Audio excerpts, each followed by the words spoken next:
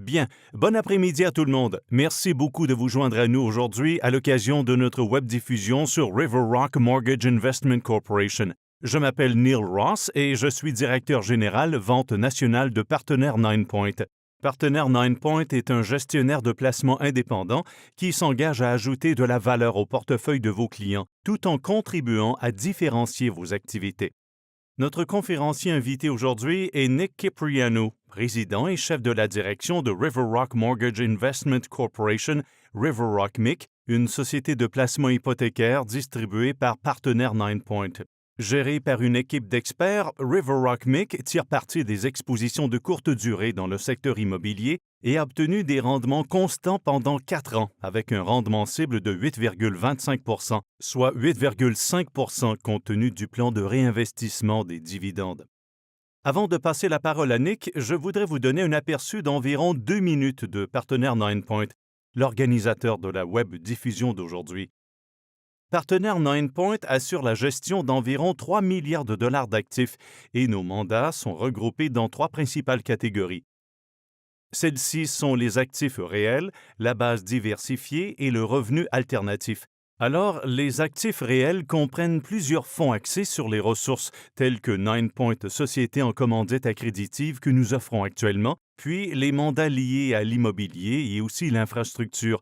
Et ceci offre un avantage de diversification supplémentaire pour les portefeuilles de vos clients et également les avantages d'une protection contre l'inflation pour vos investisseurs.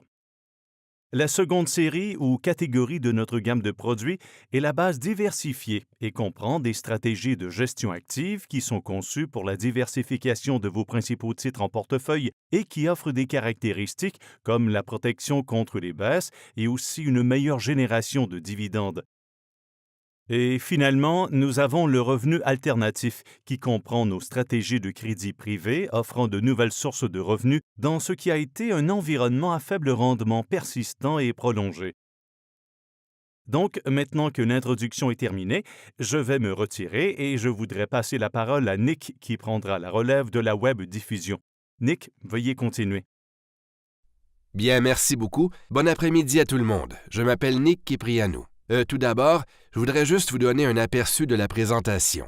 Je ne suis pas très fidèle aux diapositives, donc je vais faire de mon mieux, mais je voudrais commencer par un résumé de mes antécédents, puis je parlerai du fond, ensuite de notre façon d'élaborer le modèle, de notre façon de gérer l'entreprise, de ce qui nous distingue au sein du marché, et pour terminer, comme nous l'avons dit, nous répondrons aux questions. Donc, je travaille dans le secteur des prêts hypothécaires résidentiels alternatifs depuis plus de 30 ans. Ma plus longue période de travail était à Home Trust, apparentée à Home Capital. J'ai travaillé là-bas de février 1992 à décembre 2009. Pendant mes 2 dernières années, j'ai été président, puis je suis parti. Avant cela, j'étais directeur de l'exploitation. J'ai ensuite démarré une autre société de fiducie appelée Société de fiducie financière Equity et je me suis occupé pendant environ 3 ans, mais pendant cette période, j'ai vraiment constaté un changement radical dans le paysage des prêts hypothécaires résidentiels sur le plan réglementaire. Donc, le grand changement a eu lieu en janvier 2012. Les représentants du BSIF, soit le Bureau du surintendant des institutions financières, qui réglemente toutes les fiducies et les banques, ont mis en œuvre ce qu'ils appellent B20, et il s'agit de lignes directrices et de politiques de souscription de prêts hypothécaires résidentiels que les organismes de réglementation imposent aux banques et aux sociétés de fiducie. Donc, avant 2012, les organismes de réglementation vous disaient simplement « Vous avez vos politiques et vos procédures. Nous viendrons vous voir pour effectuer des vérifications et tant que vous faites ce que vous aviez promis de faire, vous pourrez continuer. » En janvier 2012, avec l'adoption de B20, ils sont devenus très normatifs et ce qui a en quelque sorte poussé ce changement, c'était leur préoccupation au sujet de la crise du marché immobilier résidentiel aux États-Unis. Les organismes de réglementation étaient également préoccupés par le marché immobilier résidentiel canadien et ils pensaient aussi que si les banques et les sociétés de fiducie acceptaient des dépôts, le gouvernement fédéral garantissait ces dépôts ou assurait ces dépôts et les banques faisaient ce qu'elles voulaient avec cet argent, elles devraient avoir davantage leur mot à dire à propos du produit sur lequel les prêts étaient basés puisqu'ils garantissaient ces dépôts. Donc, la première mesure qu'ils ont prise lors de l'adoption de B20 était de fournir une définition concernant les prêts hypothécaires alternatifs et, si le cas correspondait à cette définition, Les banques et les sociétés de fiducie n'avaient pas le droit de prêter plus de 65 % de la valeur de la propriété. Ils ont également mis en œuvre une série d'exigences en matière de documents requis et des exigences en matière de taux d'effort partiel, de taux d'effort total et de code de crédit, et tous les ans, ils ont continué à ajouter des exigences à ces lignes directrices. En 2014, ils ont adopté la ligne directrice B21 concernant les assurances, qui rajoute encore plus d'exigences. Et le sujet important dont vous avez probablement entendu parler cette année, en janvier, c'est la simulation de crise, et cela fait partie intégrante de B20. Alors, même si vous pourriez obtenir 370 000 $ pour 5 ans de la banque, vous devez être admissible au taux affiché de 5 ans plus 2 %. Donc, nous avons ajouté beaucoup de choses. Alors, en 2014, j'ai trouvé une véritable occasion dans un secteur non réglementé par le BSIF et j'ai créé River Rock Mortgage Investment Corporation à ce moment-là parce que je pensais vraiment qu'il existait beaucoup d'occasions de prêter de l'argent à des gens qui, auparavant, auraient obtenu des prêts de Home Trust, de la Banque Équitable, de Community Trust et de la Banque canadienne de l'Ouest, et l'organisme de réglementation les a en quelque sorte forcés à quitter ce secteur. Donc, j'ai réellement vu cet espace à combler. Par conséquent, à River Rock, nous sommes un prêteur résidentiel à 100 %. Nous offrons seulement des prêts sur les propriétés dans les régions urbaines et suburbaines de l'Ontario. Nous n'offrons pas de prêts sur les propriétés rurales. Nous n'offrons pas de prêts dans les petites villes. Notre quotité de financement maximale est de 80 % pour une propriété quelconque, mais la quotité de financement moyenne dans notre portefeuille est de 68 %. Plus de 97 % des propriétés dans notre portefeuille sont occupées par leurs propriétaires. Donc, nous nous concentrons vraiment sur les logements de la classe moyenne occupés par leurs propriétaires. Notre montant de prêt hypothécaire moyen est environ de 115 000 $. Vous vous demandez peut-être comment obtenir un prêt hypothécaire d'un si petit montant. Environ 36 % de nos prêts hypothécaires sont des prêts hypothécaires de premier rang, tandis que le reste est composé de prêts hypothécaires de deuxième rang. Si nous offrons un prêt hypothécaire de deuxième rang, nous nous positionnerons uniquement derrière une banque ou une coopérative de crédit. Nous sommes nos critères sont un peu plus stricts. Lorsque nous offrons un prêt hypothécaire de deuxième rang, il s'agit d'une consolidation de dette. Nous réglons les soldes de cartes de crédit, nous remboursons les prêts d'Easy Home à 39 %. Vous savez peut-être qu'ils ont un prêt auprès de Brick, des choses de ce genre, et nous pouvons réduire leur paiement de manière assez considérable. Pour les prêts hypothécaires de premier rang, nous faisons preuve d'un peu plus d'audace, et ce pour diverses raisons. Par exemple, cette année, nous avons offert beaucoup de prêts hypothécaires de premier rang où une personne avait acheté une maison avant la construction auprès d'un constructeur et l'achat avait peut-être eu lieu 1 an ou 1 an et demi auparavant.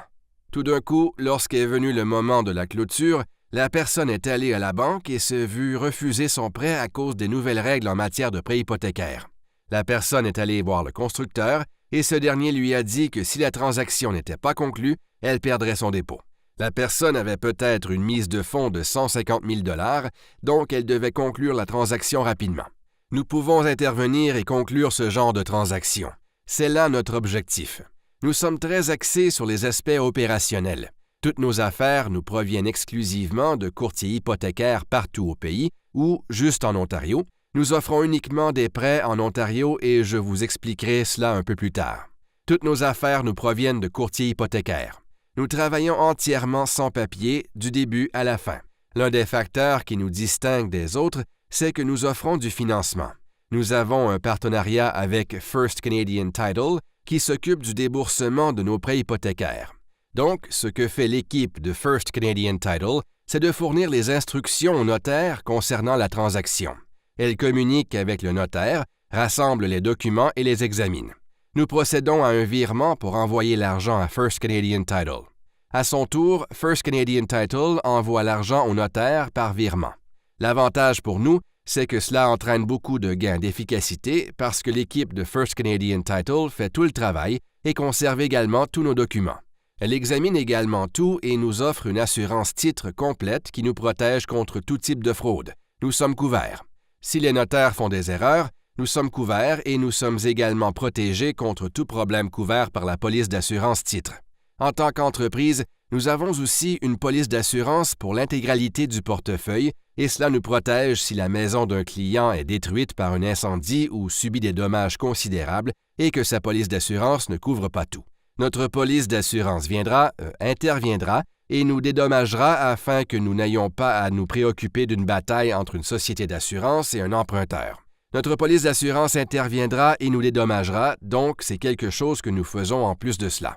L'autre chose, c'est que je l'avais mentionné plus tôt, nous offrons uniquement des prêts en Ontario. La raison pour laquelle nous offrons uniquement des prêts en Ontario est que, comme la plupart des gens ne sont pas au courant, l'Ontario est la province la plus favorable aux prêteurs du Canada. Dans l'Ouest canadien, ils utilisent un processus de saisie immobilière. Il faut attendre environ 1 an pour avoir la permission du tribunal pour mettre la maison à vendre. Les juges font preuve de beaucoup de sympathie et d'empathie envers les propriétaires occupants dans l'Ouest, donc si ces derniers demandent quelques mois supplémentaires, ils les obtiennent normalement. Au Québec, le droit civil s'applique. C'est très difficile et très coûteux d'intenter une action. Les provinces maritimes utilisent une très vieille loi anglaise des années 1800 qui est très laborieuse, mais en Ontario, on utilise un processus de pouvoir de vente. Et vous êtes en mesure d'accélérer les choses. Donc, si quelqu'un manque un paiement hypothécaire après 16 jours, vous pouvez intenter une action en justice et, dans 90 à 120 jours, vous pouvez prendre possession de la maison vacante. Par conséquent, vous avez une assez grande influence. Donc, puisque les gens sont conscients de cela et comprennent l'urgence, lorsque vous appelez les gens, en général, ils entament le programme assez rapidement parce qu'ils savent que les conséquences sont assez importantes. En ce qui concerne la dotation en personnel, j'ai 2 cadres supérieurs qui sont avec moi depuis plusieurs années. Ils sont avec moi depuis que j'ai fondé River Rock, mais ont également travaillé avec moi à Equity, et l'un d'eux a aussi travaillé avec moi pendant plusieurs années à Home Trust, et ils font pratiquement tout. Ils sont responsables de toutes les communications avec les courtiers et du travail de souscription et travaillent avec moi sur le crédit et les approbations. Donc, juste pour parler des approbations maintenant, nos processus pourraient être décrits comme le modèle inverse de celui d'une banque.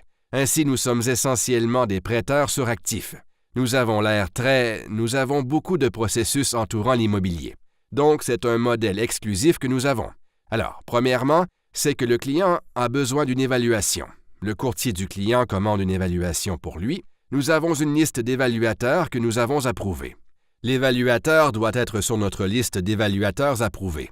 Il s'agit d'un rapport d'évaluation complet d'un évaluateur indépendant comprenant des propriétés comparables, des photos de l'intérieur et de l'extérieur et une analyse détaillée.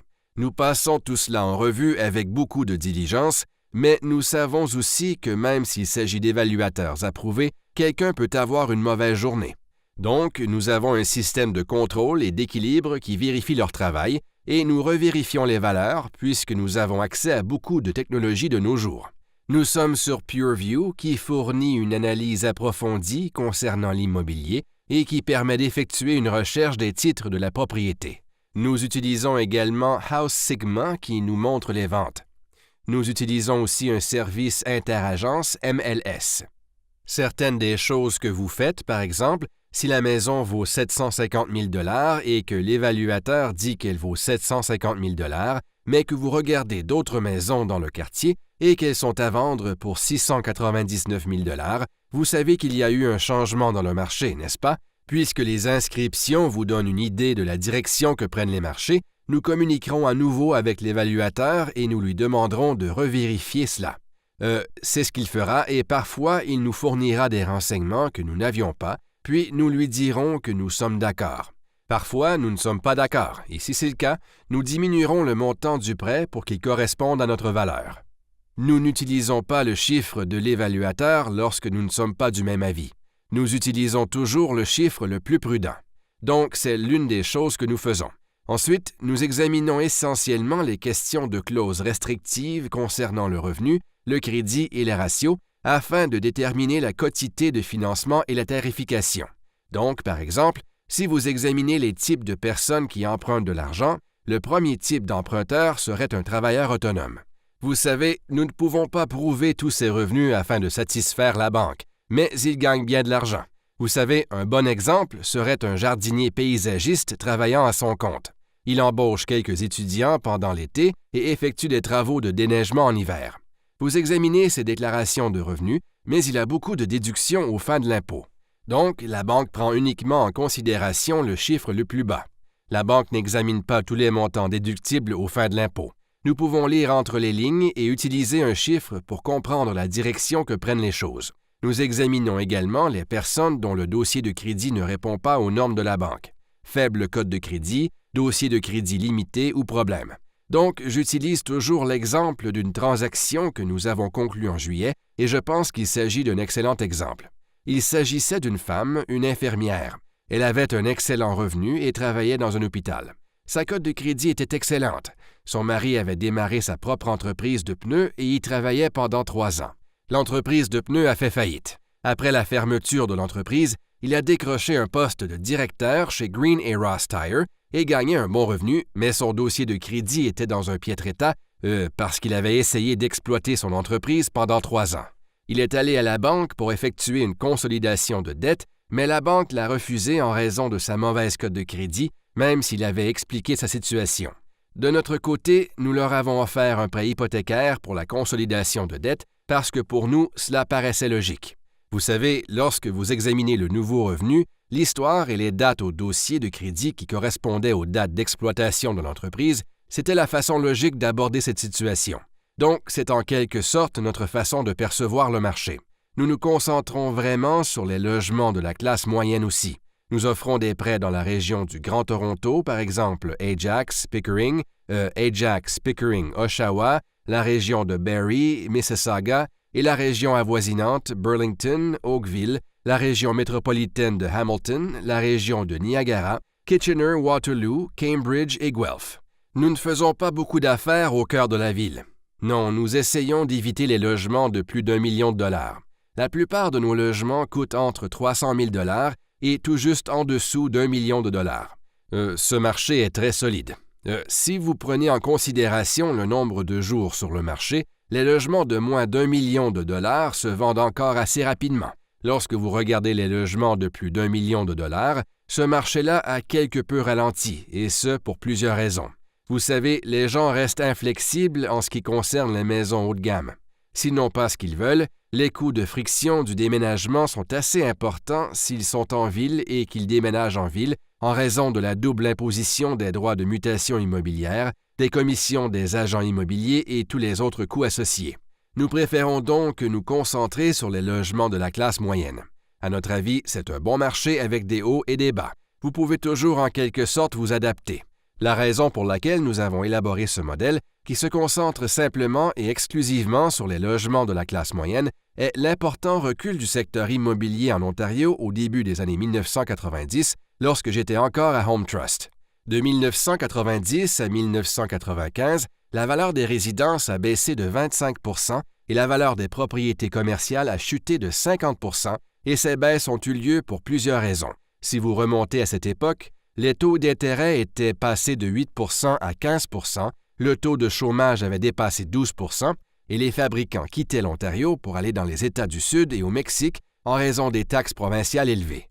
Le marché des copropriétés et des logements faisait l'objet de spéculations effrénées pour lesquelles il existe désormais des mesures en place, mais ce n'est pas terminé. Le gouvernement néo-démocrate majoritaire élu à l'époque semait le chaos dans la province. Donc, à l'époque, à Home Trust, nous avions vraiment un peu de tout dans notre portefeuille.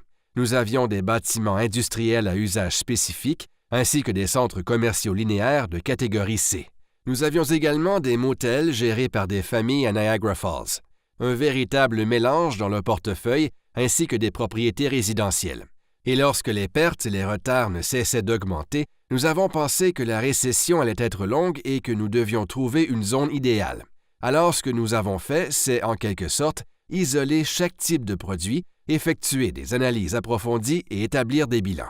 Ainsi, nous avons constaté que les propriétés résidentielles, en particulier celles occupées par leurs propriétaires, avaient un rendement exceptionnel à l'époque. Donc, lorsque nous avons poussé notre analyse plus loin, nous avons constaté que c'était pour plusieurs raisons. Vous savez, lorsque les valeurs chutent, les gens pensent que la maison du voisin perd de la valeur, mais ils ne croient pas que leur propre maison perd de la valeur aussi. Vous savez, les gens sont vraiment émotionnellement attachés à leur maison. En outre, si les gens rencontrent des obstacles, ils font preuve d'une grande ingéniosité pour garder leur maison. Leurs enfants fréquentent une école dans le quartier, ils sont bien établis au sein de la communauté. Ils sont émotionnellement attachés à leur maison. Et ce que nous avons remarqué, c'est que les gens trouvaient un deuxième emploi. Ils modifient leur style de vie, ils vont chercher de l'aide auprès des membres de la famille. Ils prennent des pensionnaires ou des locataires, ils font tout ce qu'il faut pour conserver leur maison. Ainsi, nous avons constaté que même pendant toute la durée de la récession, la gestion du portefeuille de l'immobilier résidentiel, celui-là avait un rendement bien meilleur que tout autre type de produit. Par conséquent, nous avons en quelque sorte réorienté nos efforts au début des années 1990 pour nous concentrer exclusivement sur l'immobilier résidentiel de la classe moyenne. Et à l'époque, au début des années 1990, il y avait probablement environ 16 sociétés de fiducie qui faisaient plus ou moins la même chose que nous à Home Trust, et vers la fin de la récession en 1995, nous étions pratiquement la dernière entreprise qui restait. Les organismes de réglementation avaient fait fermer toutes les autres sociétés de fiducie parce que celles-ci n'avaient pas pris de mesures pour s'adapter au marché. Donc, c'est plus ou moins comment j'ai élaboré ce modèle et c'est la raison pour laquelle nous continuons à le suivre. Et vous savez, nous avons réalisé un rendement exceptionnel. Nous avons conclu plus de 1000 prêts hypothécaires en 4 ans et demi et nous avons vendu seulement 4 maisons pendant cette période. Et à mon avis, lorsque nous vendons une maison, c'est toujours à cause d'une sorte d'anomalie. Vous savez, dans l'un des cas, il s'agissait d'une vieille dame qui était décédée et qui n'avait aucune famille ni aucun proche, donc nous avons dû intervenir et vendre la maison. 2 des personnes étaient atteintes de maladies mentales très graves et nous avons dû intervenir, et dans l'autre cas, il s'agissait d'une personne avec un grave problème de dépendance à la drogue. Mais en général, si les gens prennent les choses en main et arrivent à résoudre leurs problèmes, ils ont recours au refinancement. Ils mettent la maison en vente eux-mêmes. Ils font tout ce qu'il faut pour remédier à la situation. Ainsi, c'est en quelque sorte notre modèle et la raison pour laquelle nous avons connu autant de succès au cours des 4 dernières années et demie. Je pense toujours que nous sommes les moins à risque, et pour les prêts sur l'immobilier, nous sommes les moins à risque. Vous savez, si vous offrez des prêts liés à l'immobilier commercial, ceux-ci dépendent des loyers et des liquidités. Si vos taux d'inoccupation grimpent, vos valeurs chutent et votre revenu chute aussi. Nous n'offrons pas de prêts pour les terrains. Nous nous concentrons uniquement sur les propriétés résidentielles de la classe moyenne et principalement celles occupées par leurs propriétaires, comme je l'avais mentionné plus tôt. Donc, si vous avez des questions, je serai ravi d'y répondre. Bien, nous en avons quelques-unes. Nous avons reçu quelques questions. La première question que nous avons est, et je ne sais pas si vous en avez déjà parlé, je m'excuse si c'est le cas. Aucun problème. Nous ne sommes pas dans un tribunal. Il s'agit du nombre total, soit le nombre total de prêts hypothécaires dans votre portefeuille. Il s'agit juste du nombre total, soit le nombre total de prêts hypothécaires dans votre portefeuille. Nous avons actuellement environ 500 prêts hypothécaires dans le portefeuille. D'accord. Et la prochaine question est, dans l'éventualité d'une hausse des taux d'intérêt au Canada, quelle est notre stratégie pour protéger le capital? Bien, nous avons quelques stratégies. Donc, nous n'offrons que des durées d'1 an. Nous n'offrons jamais des durées dépassant 1 an et c'est l'une de nos façons de gérer les hausses de taux d'intérêt.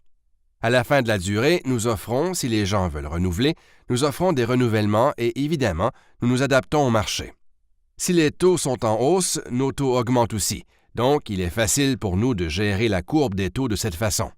Par conséquent, cela n'est pas habituellement un problème pour nous. Bien, nous avons encore 2 questions et je voudrais vous dire que nous avons le temps de répondre à plus de 2, donc n'hésitez pas à y ajouter vos questions à la liste et nous y répondrons. La prochaine question concerne l'historique des pertes sur prêt. Quelles ont été les pertes sur prêt pour ce produit dans le passé? Bien, nous n'avons jamais eu de pertes sur prêt pendant nos 4 années et demie d'activité et nous ne prévoyons aucune perte pour cette année civile.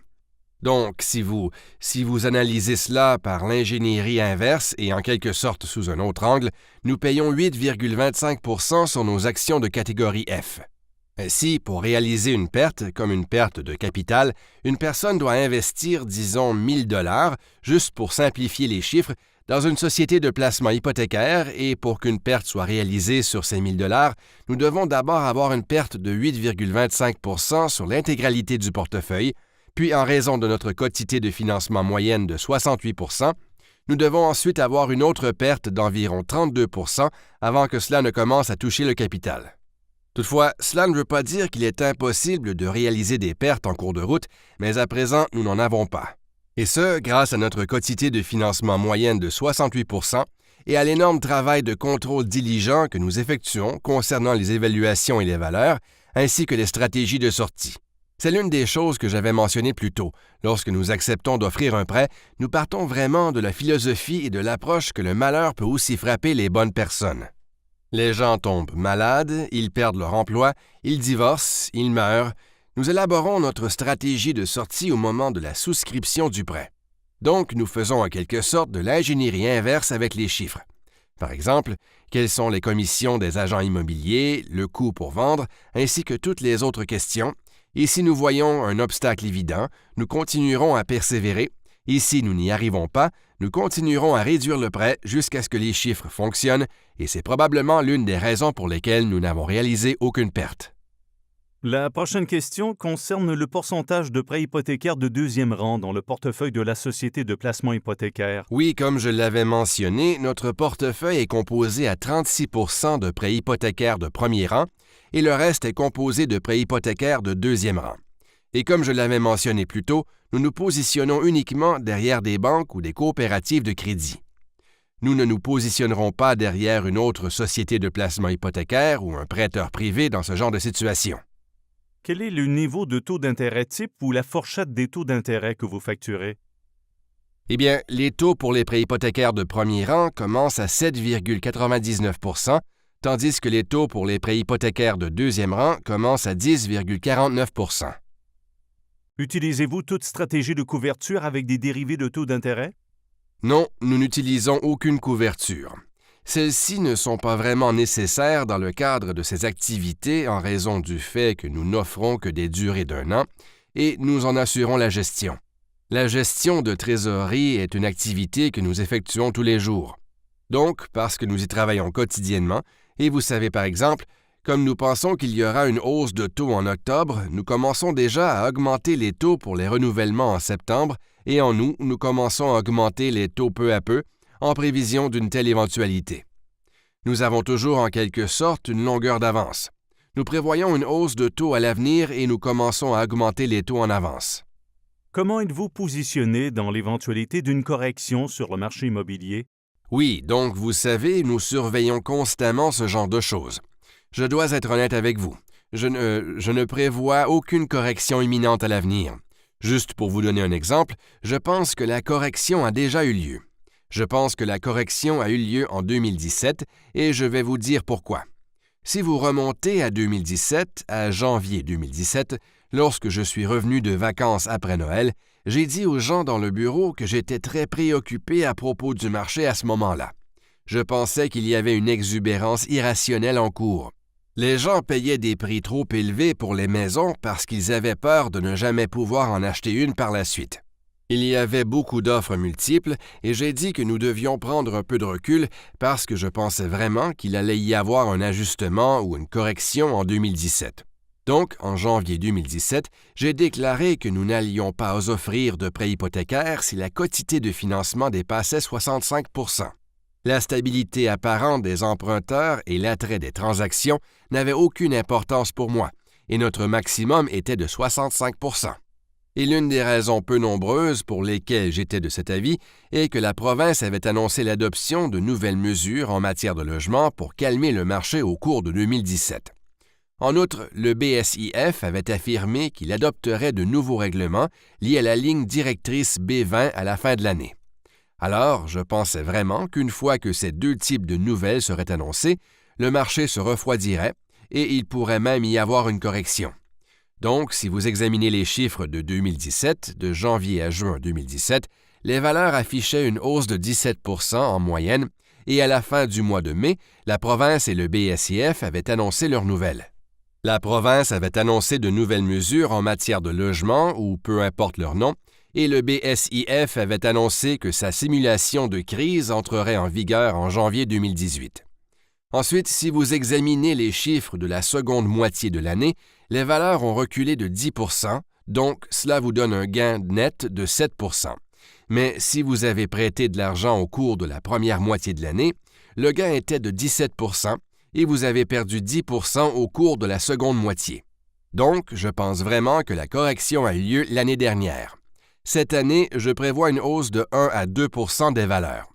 Je prévois la même chose en 2019 et ce que je prévois pour 2021, la seconde moitié de 2020, peut-être 2021, c'est que vous commencerez à remarquer, et je sais que je me hasarde quelque peu là-dessus, mais je pense que vous verrez une légère hausse du marché à cause de ce qui se passe actuellement.